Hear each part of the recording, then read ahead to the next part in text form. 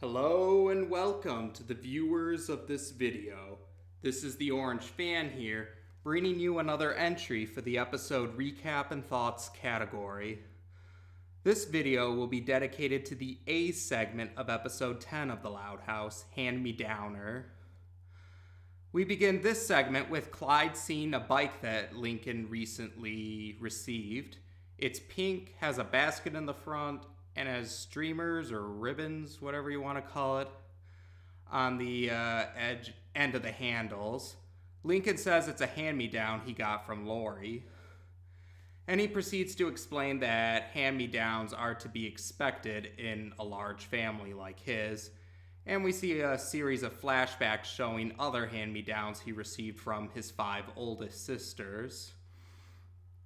Pretty soon, a trio of boys who are Lincoln and Clyde's age appear, and they're all on bikes, so let's call them the Bike Gang Trio. And they all make fun of Lincoln's bike, but Lincoln passes the bike off as his sister's and says that he's waiting for his bike to get back from the shop because it's receiving modifications.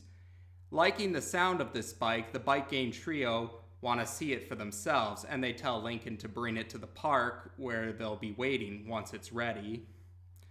Lincoln then tries to figure out what he can do to get out of the lie he just made, and then Lynn stops by on her own bike, which Lincoln thinks looks much more impressive. He decides to use Lynn's bike as his own bike when meeting the trio, and Clyde goes along for it. Clyde actually uses his parents' tandem bike, that is to say, a bike with 2 seats. Yeah, one bike for 2 people to ride on, for those unfamiliar with tandem bikes.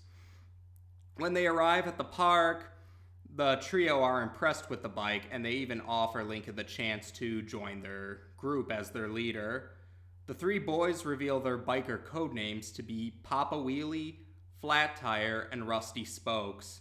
Lincoln goes by the codename Chained Link, and Clyde joins as 2 seats. We then have a series, or a montage, showing scenes of all 5 of the boys riding bikes.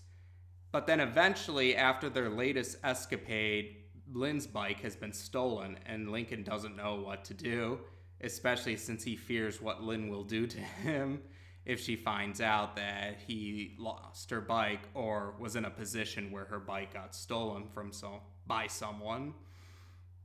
While Lincoln attempts to talk to Lynn, he finds out that Lynn has a big bike competition coming up. So Lincoln says he's going to he's going to bring the bike to get some repairs for Lynn's safety, to buy him some time to find it. Realizing that, he asks Clyde for some help, but Clyde says that his parents took the bike for a ride to an antique shop. So Lincoln has no choice but to look for the bike on Lori's hand-me-down.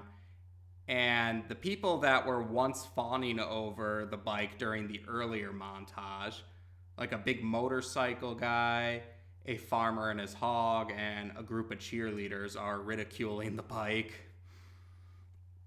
And then eventually at the park, he runs into the Bike Gang Trio again, and Lincoln ends up confessing that the bike he presented to them originally was actually not his own bike, and that the bike they're seeing is the one he received as a hand-me-down. They kick him out of their group, and they ridicule him before riding off. But then another Bike Gang Trio, this one consists of girls that are in a younger grade than Lincoln. They offer him the chance to be their leader, and saying they can give him the code name of Sweet Feet. Later on, though, Lincoln confesses what happened to the bike. Lynn is furious about it and wonders why Lincoln didn't just use the bike he got from Lori, but Lincoln wasn't very impressed with the hand-me-down. It's then where the other sisters reveal that they've received hand-me-downs as well, but they've received they modified them or changed them to their own styling. The bike Lynn used actually was originally Lenny's bike, which looked like a typical bike. Luna then got the bike, and she managed to modify it to look kind of like a motorcycle, and even had a passenger seat for Charles the dog. And then Luann turned it into a unicycle, and then Lynn turned it into the bike that we saw. And then Lori tries to say that they've all had to put up with hand-me-downs, but Lincoln points out that Lori's the oldest sister. But then she reveals the tank top she's wearing is actually an old girdle of their mother's, which unsettles everyone. Lynn decides that she'll have to use Lori's hand-me-down bike for the competition since there's no other choice, so off she goes. Later on, Clyde appears and shows Lynn's bike. It turns out his parents found it when they went to the antique shop. And then later on, Lynn returns with a trophy. She ended up winning the competition. Lincoln shows her the bike is back, but Lynn decides she likes Lori's hand-me-down better. The Bike Gang trio then appear, and when Lincoln reveals the bike has been found and now he actually does own it, they think it's cool and all, but they decide they were impressed by Lynn, and they give her the codename Linsanity and make her their new leader.